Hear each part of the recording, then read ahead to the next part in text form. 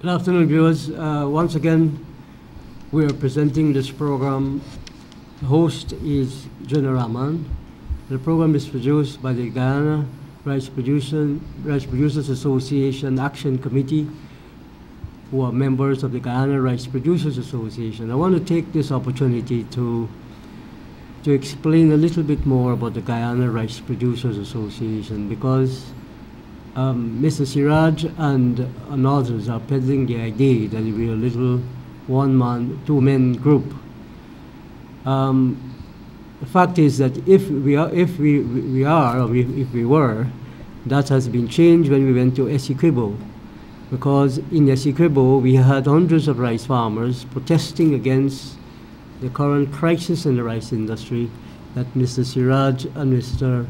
Guyana Rice says that there are no problems. During the progress of this television program, we will try and go into the deeper crisis that the rice farmers have found themselves. Some rice millers, like for instance Mr.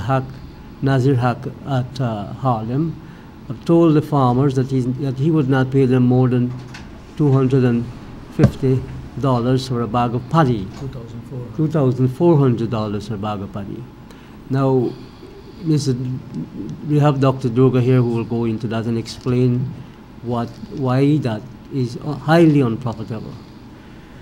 Dr. Durga, could you take some time to explain what the situation is, the current price for paddy, because there are thousands of farmers who are now harvesting, and we are in a situation where most of the farmers in Essequibo also are faced with the same situation. In fact, it is even worse in Essequibo, because we have seen when we were there, and I want to say a little bit about what is happening. We had a meeting that we had about more than 100 farmers in the bottom house, and then we had a demonstration on Friday morning, and on Thursday evening we had a television program which went down very well, forcing the PPP regime, the president of Guyana, going to Essequibo, and had a very small turnout.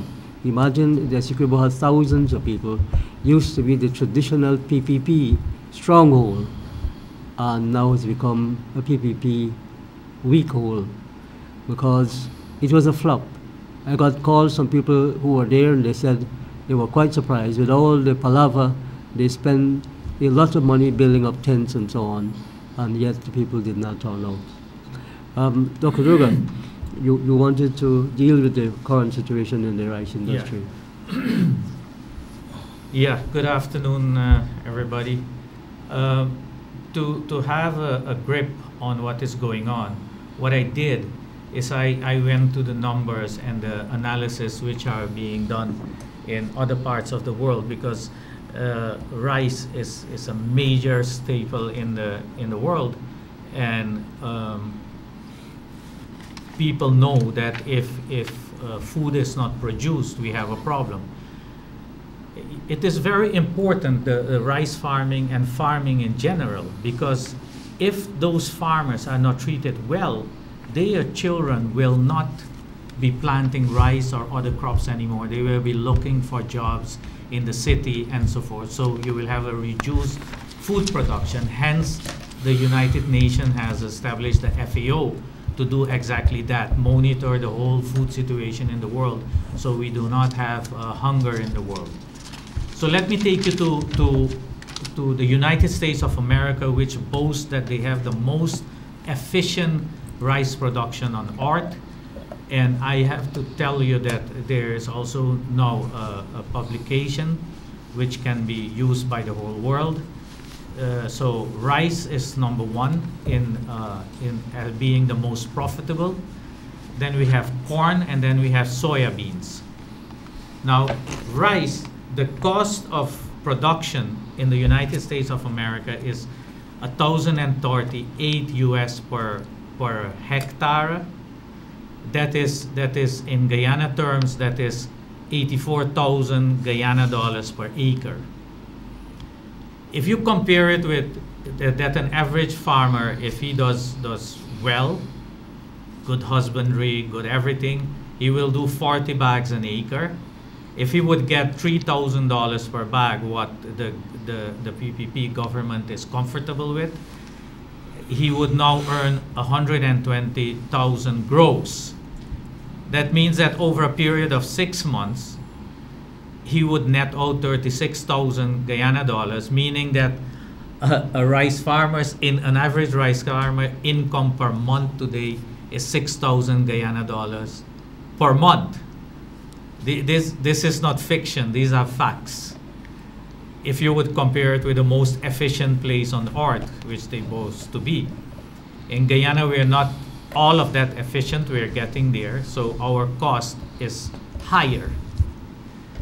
So let me repeat that properly. So the cost in America is 84,000 Guyana dollars per acre, and that is done very efficient, very large scale. Fuel is cheaper, fertilizer is cheaper.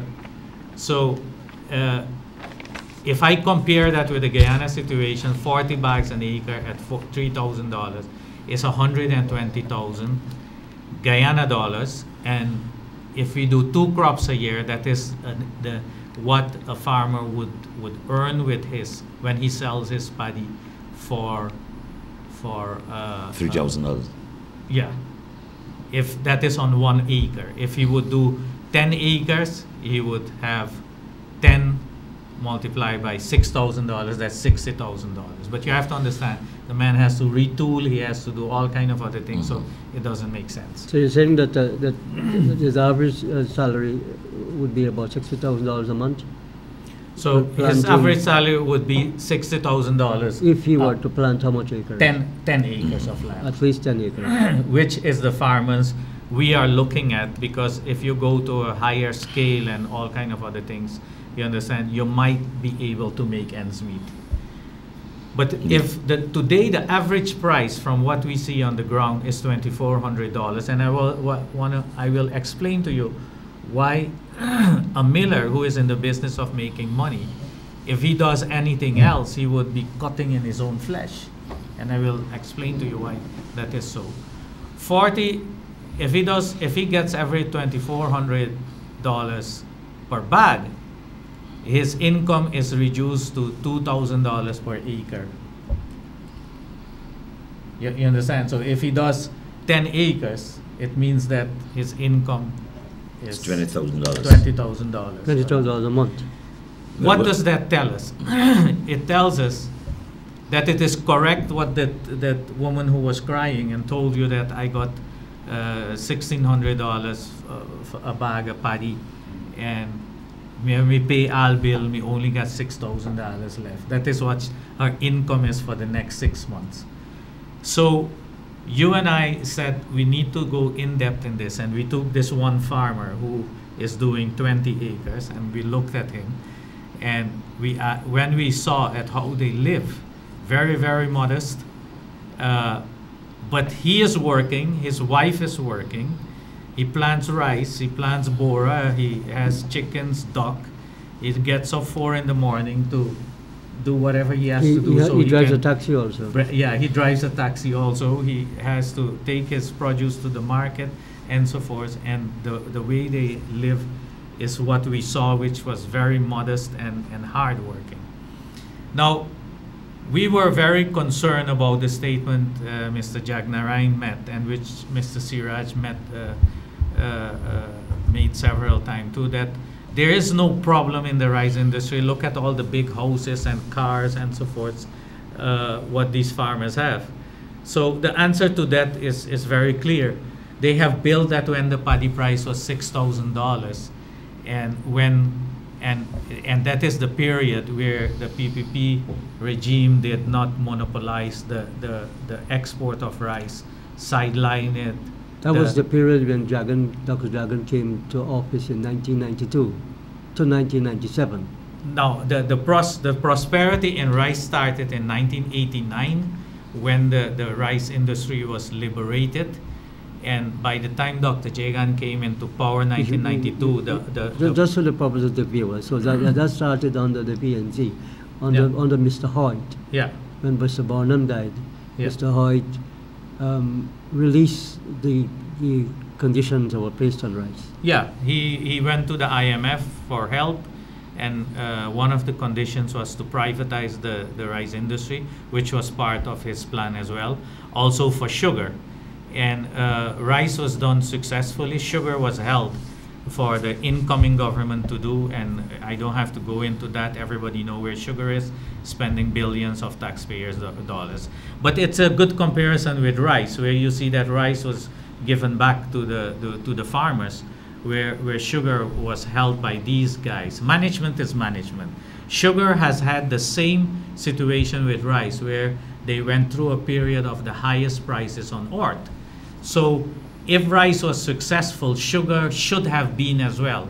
But sugar was solely and only controlled by the PPP government, and they ran it into bankruptcy. Rice was in a fight, a continuous fight with government. Rice survived and did well, until the Venezuela deal came about. They used it, and they instead of giving the money to the farmers, they start to cream it off themselves. Now, it is very good to understand how could this have happened, because when I say that sugar was done only by them, they had the whole cash register of the taxpayers to do whatever they wanted with sugar, and sugar never made a dollar, cost the taxpayers a lot of money. Rice did make money. And yes, it is true that farmers have built houses, have enhanced themselves, and so forth. But that is because they were getting the right prices, as sugar should have done, but sugar was squandered out. Rice, the private sector keep on fighting, including myself. Now, you have to understand why the question which a farmer asks, Mr. Durga, is only now we start to understand what really happened. And that tells me that the wider public in Guyana, the Guyanese, have to understand why they could hold on to this mischief for so long. In 1992, the rice was basically a sector where Guyanese from Indian descent were involved, and the RPA was basically just as the sugar labor union was basically controlled by the PPP government. RPA, which is supposed to have elections every other year, no? Every 2 years. Every 2 years. If they talk about PNC rigging election, you should see the refined way the RPA election is rigged every time they do it. So they could fool the farmers, because everywhere they go on earth, they represent the farmers, which was not true. What they did from 1992 on until 1997, we basically, although the rest of the PPP wanted to go back to this rice board and centralized system as they do with sugar, every time we go to Dr. Jagan, who was the president, and we explain to him that it wouldn't work, he would call his people and things would calm down. As I said many times, after he died, the hell broke loose. Now, Yeah, but that how was could they control the farmers? The farmers could only hear, from what I hear the farmers saying, why were you not informed? They say the only thing we were hearing is what the government newspaper was saying and what the government radio stations were saying. But you see, Doc, this has to do with the level of misinformation, Yeah. And manipulation of that information that has reached the farming community. Yeah. In both rice and sugar, but more so rice, since we're talking rice. The majority of people who are in rice are of East Indian descent. The second feature is that the majority of them come from the Berbice and Essequibo regions. Yeah. And those regions are poorly fed with information. And whenever that information goes, it's misinformation. Yeah. because they only see NCN, because it's a state That's right, they television. see NCN and they hear the good things that the RPA and the GRDB has done for them, without recognition that the RPA and its policies are manipulated by the PPP, and so is the GRDB. Yeah. very contrary to the very democratic norms that the PPP keeps exposing. Yeah. If there was greater transparency in the RPA, for example, farmers' interest and farmers' involvement in the RPA would have brought about greater accountability, greater understanding and information flows between farmer, miller, and government. And there'd been a greater understanding of the PetroCaribe, and I know you'll get into that just now, and all of that, and all the various arrangements that government to government or government through miller to government, whichever way, farmers would have been involved, farmers would have had adequate representation and not be put up by a government that has always foisted itself upon farmers. Isn't that the core problem that we have in this country, where the Rice Producers Association, which is supposed to be a sort of a trade union representing rice farmers, this was made possible through the Rice Producers Association Act in 1946. It is the same problem the workers of this country have got, where the sugar workers in particular, the largest section of organized workers, have had to come out so many times against their own union, the Guyana Agricultural Workers Union, which is a pro. And I wanted to show that this is an article written on a newspaper on Saturday, December 2010, where Gaisuco, which is a state-run company, sugar company, wanted to de-recognize GAU because the workers on the ground were pushing the leadership in GAU to take action in their interests. This is a tradition we have in this country, which I hope that the new government will change, and that they will give due recognition, and they will set up new laws to rid the leadership of these trade unions. We have a rotten leadership in the trade union movement across the board, and that is why, in my view, the PPP has been allowed, and I'll bring you back in again, Nelson.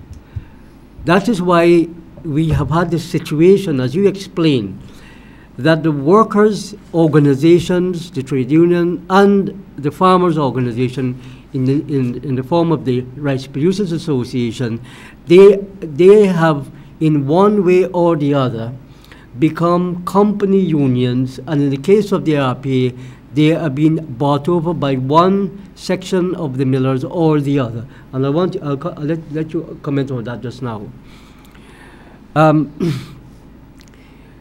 In the, you have, for the purposes of this discussion, I need to inform some of you who may have just joined us that this program is being aired by the Guyana Rice Producers Association Action Committee, and our good friend who's also has some knowledge in rice and agriculture is sitting in here too. But we are also members of the coalition. So, and we're bringing to you this program with that regard.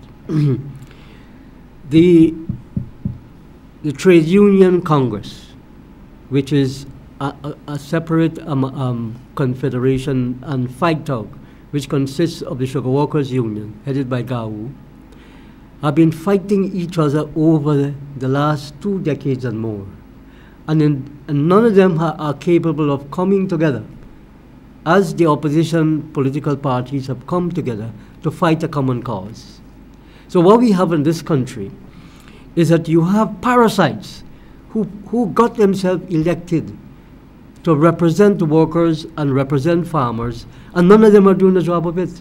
And that's why you've had rebellions in Berbice in the case of the rice farmers burning tires on the road, because the leadership in the RPA, and I think you will say a bit more about that, about how the president of the RPA became rich and is a multi-billionaire, and so he has no time for the rice farmers.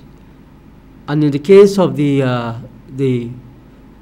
trade unions, the leaders of the trade union, when you examine them carefully, they have no interest in the workers, and that's why the workers have come out sporadically on strikes and demonstrations. You look around, even as we speak, there are serious crises in the sugar industry, where the workers, despite the fact that the opposition had agreed in the last parliament to subsidize the sugar industry to the tune of more than $8 billion, yet GAU has not been able to give this lead to the sugar workers and so they can get a better deal. But I know you want to say something. You know, first of all, I want to quickly drop over to sugar there. $8 billion, as you mentioned there, subsidy. People need to know that this money is not government money. This money comes from these are tax-paying dollars. That's right. These monies belong to the people of Guyana. So when these monies are utilized by a government, ostensibly to lift Gaisuko out of its morass, out of its difficulty. That money could have been spent somewhere else. Now, let's imagine that nothing happened at Gaisuko. The least the people of Guyana want is a transparent account of where the money went, where it didn't go, and why the failure. The government behaves after it has borrowed that money, after it has utilized that money, after it has begged, and the opposition has bent over and said, okay, but isn't that the second time that well, it's more than the second time. Every time they get a new tranche of money, a new lease of life, and people say, okay, give them a chance, they usurp the authority of all the other functionaries, and they operate and arrogate to themselves some kind of power and responsibility and authority that they don't have. And they claim all these democratic principles that they're supposed to be the initiators of. And hypocritically go around telling you, but they have been the initiators of democracy and the restorers of democracy. But in those two industries, rice and sugar, they have been the principal destructive forces in those two industries. They cannot argue that the opposition has interfered with sugar, period. They have destroyed the sugar industry. And even when it comes to rice, they cannot argue that the opposition or the coalition has destroyed the rice industry. They have single-handedly, through their two agents, the GRDB and the RPA, single-handedly brought rice farmers and rice farming in this country to its knees. And the reality is, we're floating around believing because, as they always say, the big houses and the grandiose living of a few, and we try to transpose that little few who got a few nice houses, a few nice cars, and say this is the reality on the ground. It isn't. The average rice farmer is like the average cane cutter. They're struggling with bank. The cane cutter doesn't have bank loans, but certainly the rice farmer has bank loans, mortgages, etc., based upon his rice production. And it's an ongoing thing. Precisely. Yeah. Dr. You want to say yes, something? go ahead. Yeah. Okay. Before we start, the both of you discussed with me to also explain more where do we go from here, because sugar is in a coma, rice is now in this situation, and I agree that more than ever we need to know to see how we solve this. And as I always say, to solve it, you have to look at what went wrong. So I'm going to do exactly that, emphasize on how do we solve it.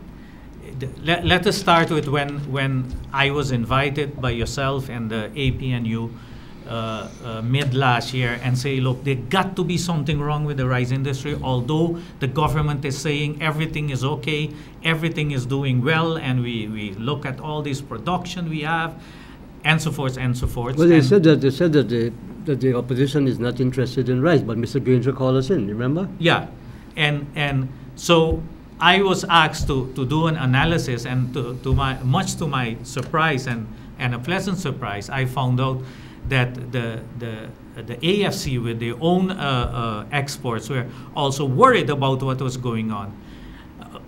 It was Mr. Granger who said, I have heard enough, and he came out and he said, let somebody come and tell me what's going on in the rice industry. That is when he published it. And I don't have to tell you how Mr. Ramsamy came out with a lot of bravura of everything is well, to an extent that they keep bouncing this thing of high production and everything is doing well, everything is doing well. Mr. Bumper crop. They yeah, talk bumper about crop. Record-breaking crop. Yeah, and what they don't tell the people is what is happening on the ground.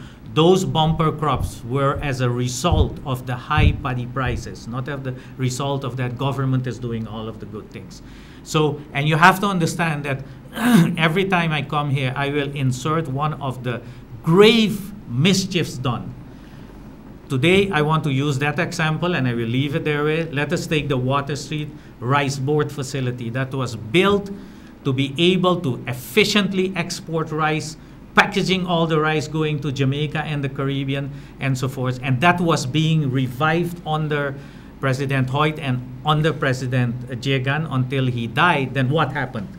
That facility was sold to the private sector, not to us, because they had got some kind of a deal with EDF Man from England, which was also involved in the sugar industry.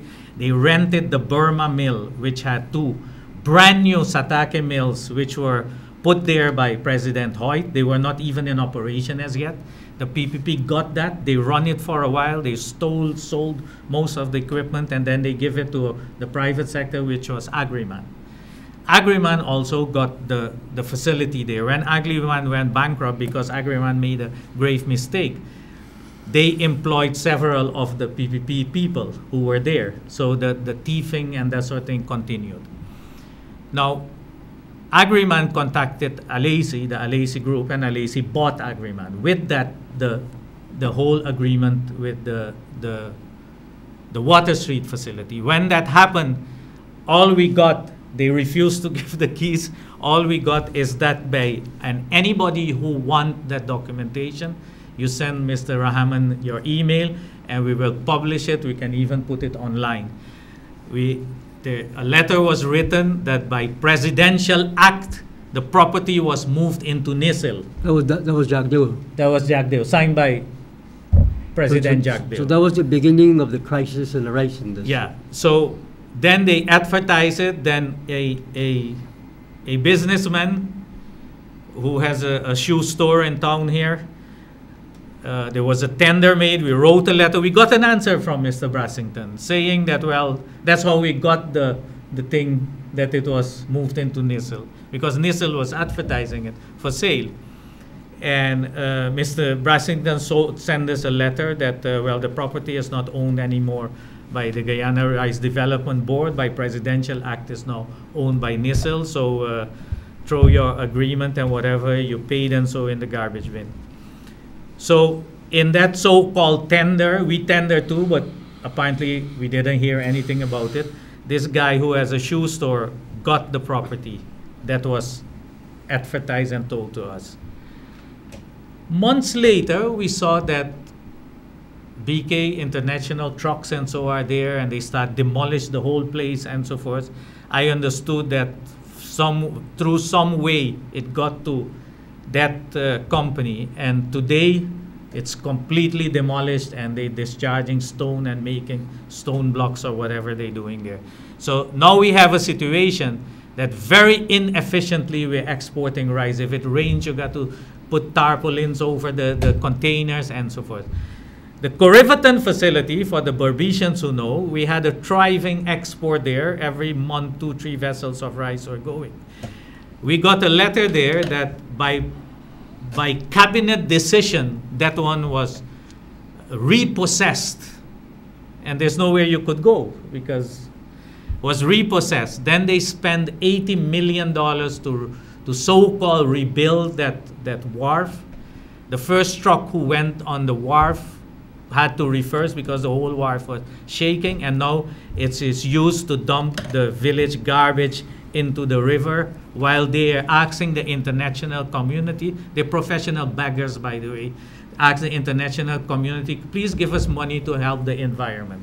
So done with that, that is one of the first. Every week we'll give another one.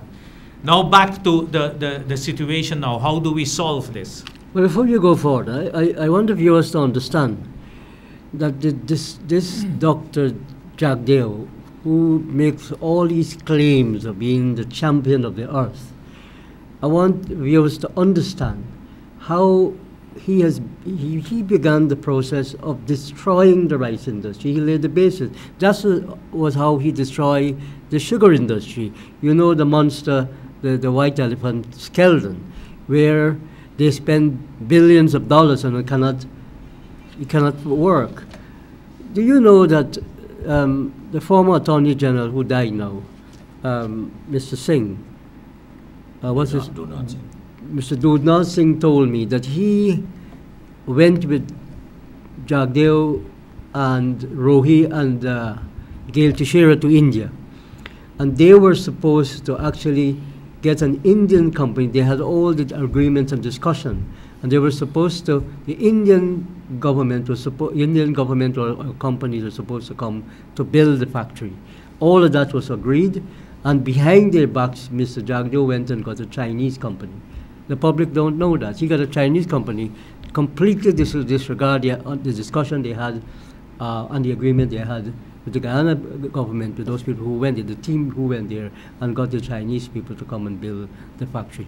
That is how Mr. Jagdeo operates. And then he compares himself with Dr. Jagan. Dr. Jagan, as I know him, would never have done something like that. If he had gone to India with a delegation of people, he would have carried out to the letter that agreement. Yeah. So, continue. Yeah, let me just stick a pin there, and because I want to continue with what I was asked to do. That Chinese company which came here, let us be very clear, you know, business is business. When you say it is built by the Chinese company, let the viewers understand that the Chinese company was the contractor who built it. The design was done by a cabal of so-called experts who said that they need French centrifuges and God knows Wärtsilä power plants and so forth. If they would have given it to a Chinese consulting firm to do the whole project, it might have been a different thing. It's now a pickup of all kind of technologies put together, and the Chinese company built what was to be built on paper. That is what they've done. You understand? So because I often hear, oh, them Chinese build a bad thing. The Chinese built what they put on paper and what was asked from them to build.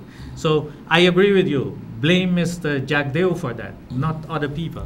So let me come back to the rice situation. What do we do from here? Everybody knows that shamelessly the PPP, when Mr. Granger said something is really bad in this rice industry, they said no, everything was okay. To my astonishment, even last week, the now Minister Ali Baksh, the junior minister. The junior minister, well, Ramsamy bailed out because I don't buy the nonsense of that he is sick. You understand? The guy just bailed out, and his Guyanese told me, in Guyana we say he left us in the sauce. Get away, yes. He get away, you understand? So I don't buy that nonsense. This minister that has the, and again I've learned another term, because this woman told me the man has the belly to tell me that extra A3200 and C grade 2400 for a bag of paddy, and we are getting as low as $1,700, $1,500 a bag. This is 2 weeks ago. So they kind of not give up, or they in a dream world that the farmers don't know what's going on at this moment. The big question is, how do we solve this? And they are trying to find solutions too, because when Mr. Granger sound the alarm bell on the rice industry last year, in December, the president came out and he said, well, I have allocated 5.1 billion Guyana dollars to rescue the rice industry. So that was the first confirmation. That is why I don't understand the statement of the PPP minister 2 weeks ago, while his president already has confirmed that Mr. Granger was right. So everybody asks, where did this $5.1 billion come from? I was shocked to hear an opposition leader saying that, you know what, don't let us ask that question now. If that money can help the farmer, let them go and do what they have to do. Now, much to our astonishment now, that $5.1 billion was given to RPA GRDB. And to our astonishment, we see farmers still screaming that they were not paid. Although farmers had accepted, let me take whatever I can get, but pay me. You understand? Two things happened there. They took the money and give it to their cronies, friends, and families. So those guys, from what I can see and what I understand, they made sure that some of the farmers are paid or partly paid, but they continue their lavish lifestyle. What has also happened is this Mr. Guyana Rice, and I'm taking a mill which is right around the corner here in Ramsey, the Ramsey mill, which is a member of the Alesi group. They told the management there, yes, you will be exporting 3,000 tons of paddy to Venezuela. So based on the price they set, those people start to buy the paddy, only to find out that Jagnarine, after that, they had bought almost 3/4 of it already, that he doesn't answer the phone, doesn't send the contract, doesn't even send somebody to so here are those people stuck with the paddy, cannot pay the farmers, so they're hustling and they do it their utmost. There's a little bit left and it will be paid. That is why you don't see those farmers now protesting, because this morning they tell me, Mr. Durga, what are we going to do? What are we going to do?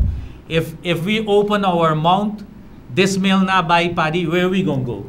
So there's a real crisis. There's a real crisis. Where are we going to go? They line up there in lines. You're going to see in a couple days when the crop really picks up, the line's going to be there.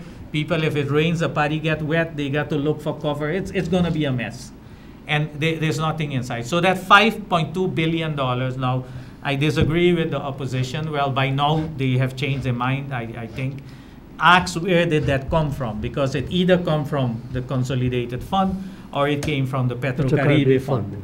Well, the PetroCaribe Fund, which must have, if we only make an estimate, billions and billions of dollars. What is the secrecy about it? I will leave that to you guys, politicians, to explain why there is no transparency in that. So that money went to the cronies, and the situation is now that if I must believe the junior minister, then that $5.2 billion was dispatched, but there was over 100,000 tons of paddy still in the system, and most of that paddy was with their cronies. So I would want to believe that those cronies are now. When you say cronies, you explain to the viewers who you're talking about. Well, they have a set of favorite millers who work with them, and then you have the new millers who came on the scene, like Mr.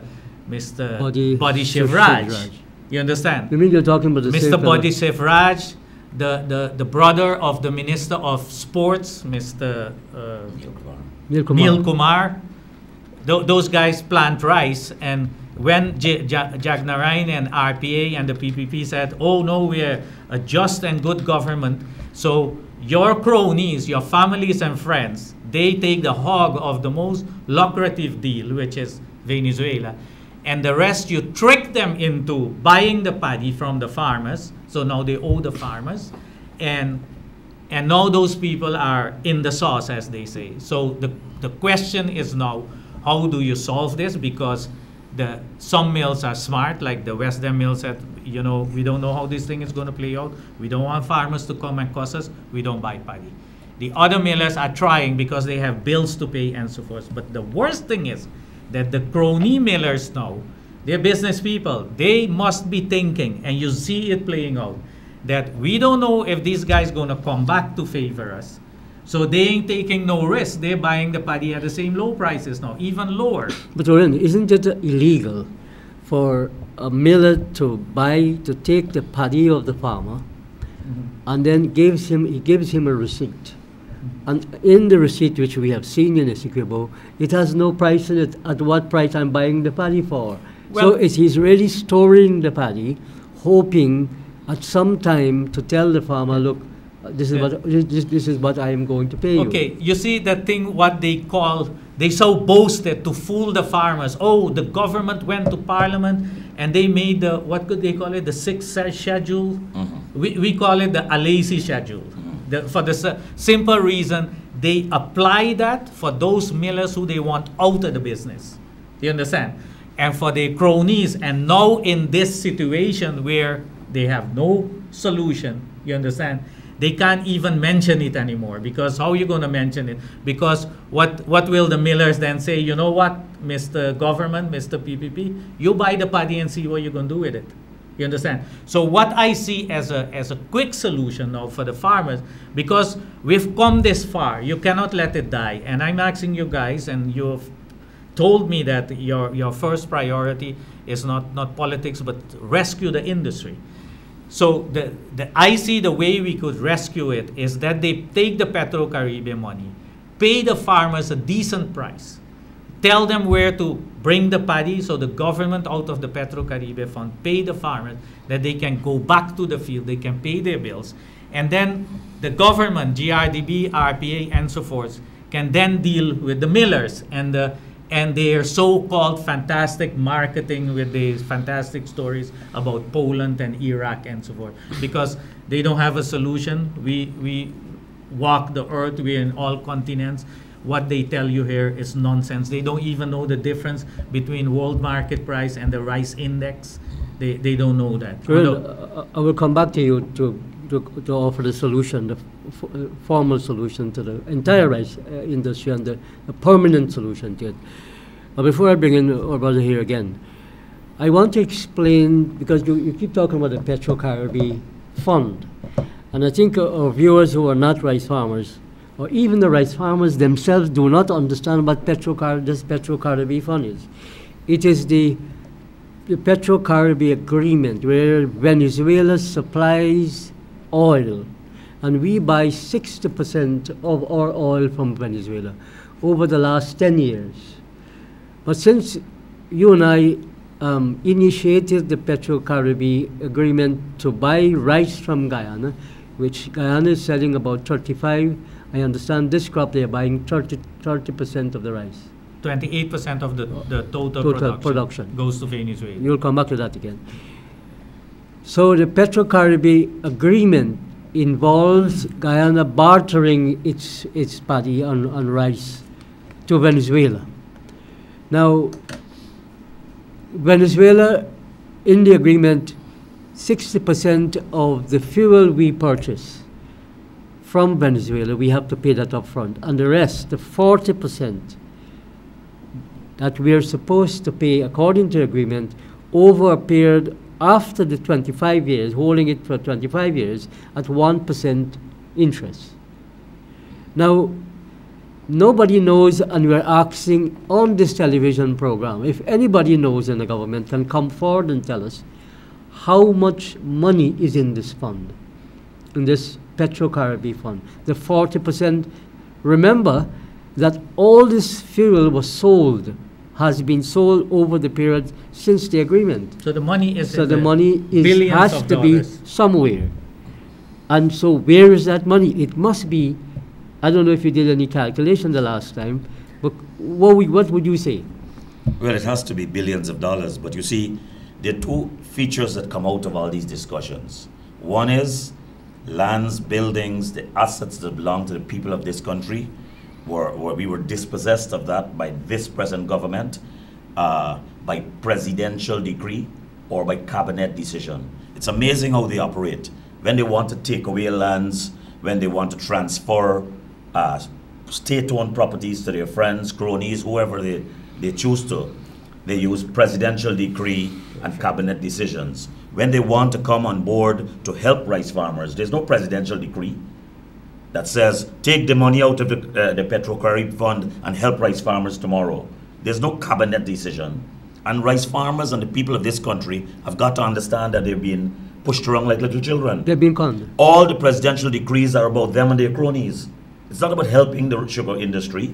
It's not about helping the rice industry in a significant way, because it does not affect rice farmers positively. Whether they're in Berbice or Essequibo, they're being duped and taken for a ride.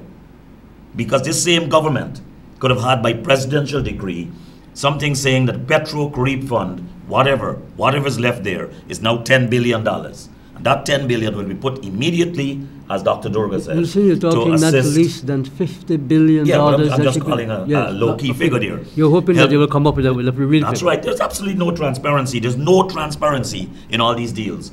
And they keep shouting and spouting, but they're not good. It's like the Marriott. All the time we were told one story, and then it's coming down to crunch time, and they suddenly say, oh, you know what? We're recanting all those stories. It's now taxpayers' money. What kind of nonsense? And we're supposed to accept that. Allow me to say one thing about that Marriott thing. And I am kind of disappointed that it wasn't brought forward. Here are we, and we are in international business, and I've been on, before I retired, on offshore banks and so forth.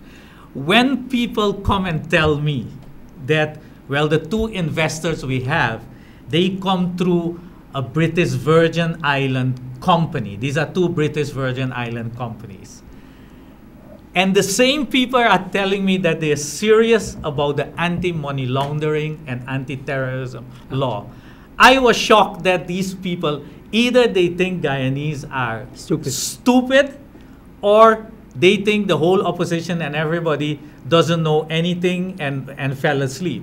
Because when the money is coming from Switzerland, or it coming from any of these tax havens, the Bahamas, Cayman Island, Curacao, British Virgin Island is now big in it.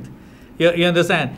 It's either stolen money, or it is money which taxes not have been paid off, or it is drug money. It cannot be anything else, because if your money is clean, you don't need the British Virgin Island. You can pay your taxes normally, you can do your business normal, no problem. So here are these people telling us on the one hand that they're serious about anti-money laundering, and they coming with people, or is it what I want to believe is their own money they have channeled through there? But that is to be left for when, hopefully, and I pray to God that when this ordeal is over in Guyana, that we have some forensic like they do in Sri Lanka, and do what they have to do. So, sorry, that's what I wanted to say. Yes, excellent. And I wanted to continue down that line. You know, there was a crisis in the gold industry.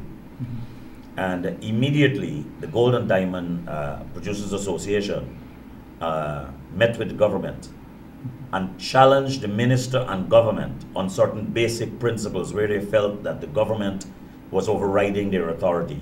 And they were successful in their quest for greater clarity and greater transparency and greater involvement in the decision-making processes. What the rice farmers in this country need, and that's what we want to offer. Short-term solution will have to be PetroCaribe fund to help rice farmers now. The long-term solution has got to be greater involvement of rice farmers and people who are genuinely involved in the rice industry and who know rice. Yes. Whether from the marketing point of view, research and development, land preparation, finance and development, whatever, so that they can be that coming together of competent people in the RPA and in the GRDB to save this industry long-term solution. Because we have to find a long-term solution, and that's what we offer as an alliance. Because we've often said that we will take on board the best and brightest, the most competent people, regardless of where they come from. People with integrity, people who mean to move these industries forward. People who mean to move agriculture from where it is, laden with all its issues, to the place where it is value-added and technically competent agriculture, particularly in 2015 in Guyana. What we have seen is governmental morass and governmental involvement that has always been like the Midas touch. Everything they've touched in agriculture has messed up. Every single thing. That's from their packaging facilities to rice to sugar, you go on, to other crops, everything they put their hand on is messed up in this country. And it's because of the structure of this this domain that they operate in, the Jagdeo syndrome, which still permeates Freedom House and permeates the decision making in this country. Ramadan said he will continue. Well, he will continue the Jagdeo syndrome. Yes, that's right. Yeah, no excuse whatsoever. No apology, no excuse. They're not even humble people who can say, listen, we failed. We've let the rice farmers down. We will do so. They're not interested in that. Don't you think that what Jagdeo, because a time has to come when we have got to do an audit when the government is elected. And then election time is really an audit, a time where you give an account. Like a company. When every year by law, a company has got to give an annual report to its members, to the shareholders, isn't it, by law? Yeah. And it has, then you have people, the shareholders who will question, and they will elect new people there. Now, election time is the time when you question the previous government or the one before that.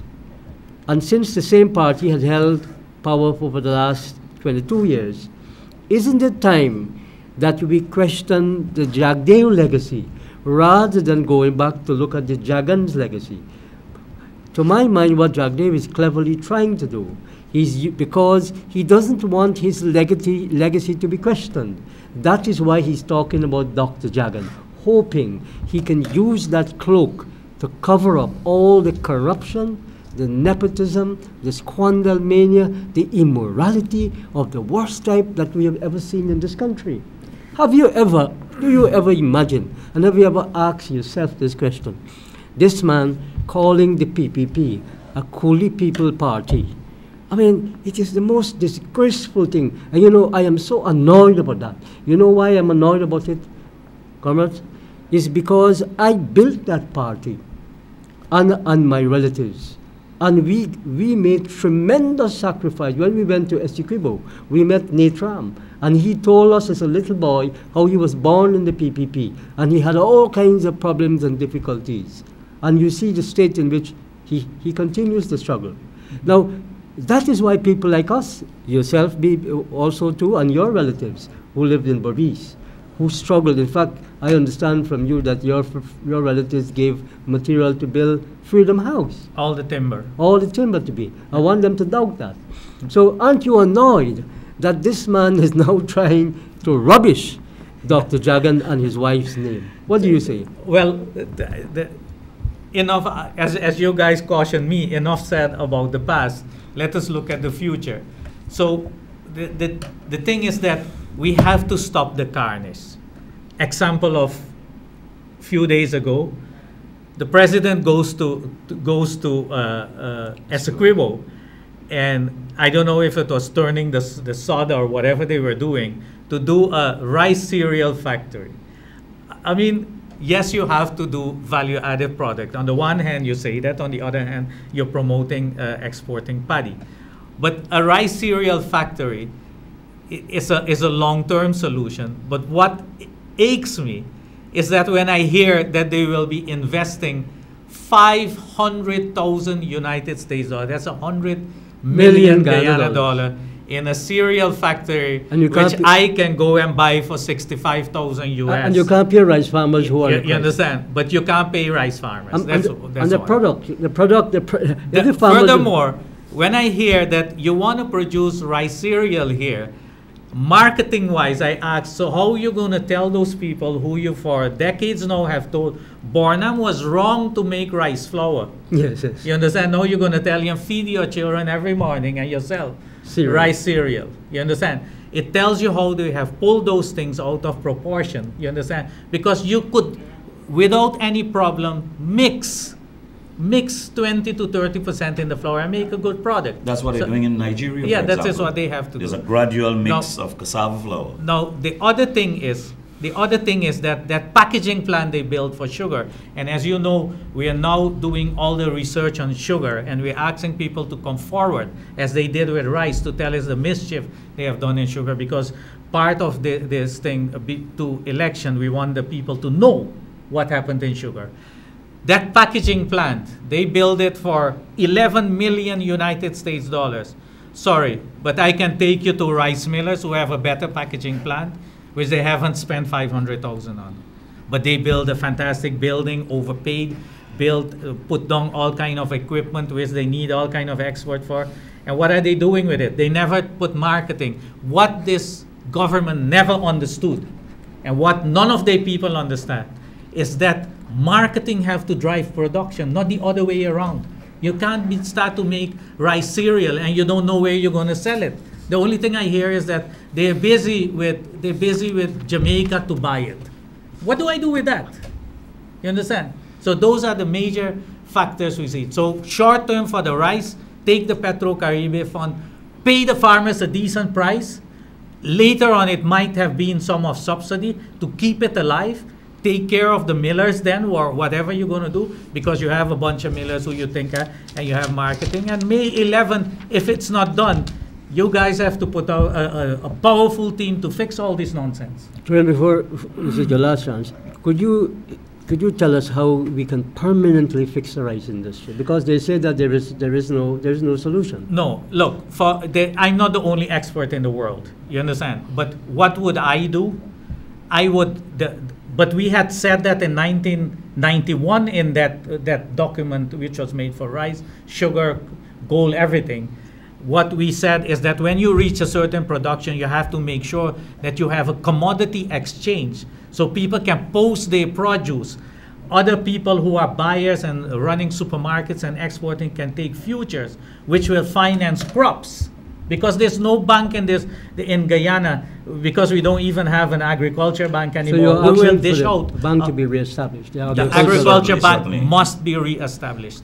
There's no bank here who will dish out 122 million United States dollars to finance the rice crop. So we have the reestablishment of the agricultural bank, which is on the manifesto of the APNU. Well, the joint manifesto The actually joint manifesto. speaks to the The reestablishment of the development agricultural bank yes, will solve the certainly. rice crop. Linked with the stabilization fund, the money that is in the PetroCaribe thing, we should Could use do it, could stabilize so that farmers will understand that there will be no problems anymore in price, what the price will be.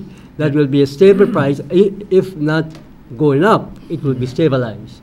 And we will also have a situation where we will take back the RP, the Rice Producers Association, and make the farmers the real control of the rice industry. And the rice board, you will have elected farmers representative on the board. Those are the four things, very essential things that is going to be in the manifesto of the coalition. Certainly. So I want you to conclude. Well, we have been working as a team, as a coalition team, coming up with the kinds of strategies and collating those strategies as it relates to agricultural development and the way forward for agriculture. And I'm glad you mentioned that. This whole concept of development bank is pivotal to the survival and progress of any level of agriculture in this country. You can't continue rice industry with the present banking sector. No way. Secondly, the fact that when you look at the PPP report card after 22 years, the only areas in which they got 100%, lawlessness, immorality, corruption, 100%. They passed that. Rice, fail. Sugar, fail. Roads, fail. Hospitals, I'm talking there not about hospital buildings. I'm talking about medical care, fail. Welfare, fail. Pensions, fail. NIS for the elderly and those people who serve this country well, fail. Governance, security, fail, fail, fail. This is a failed government. And the people of this country must recognize not only they're failed people, but they're fooled people. And they fooled the me's and you's for far too long. The time for reckoning has come to this country. May the 11th must usher in change, significant change, putting an end to that endemic failure that has become PPP, and changing this country for the good. Vote APNU plus AFC for grand coalition for the development of this country, for moving Guyana forward. It is time.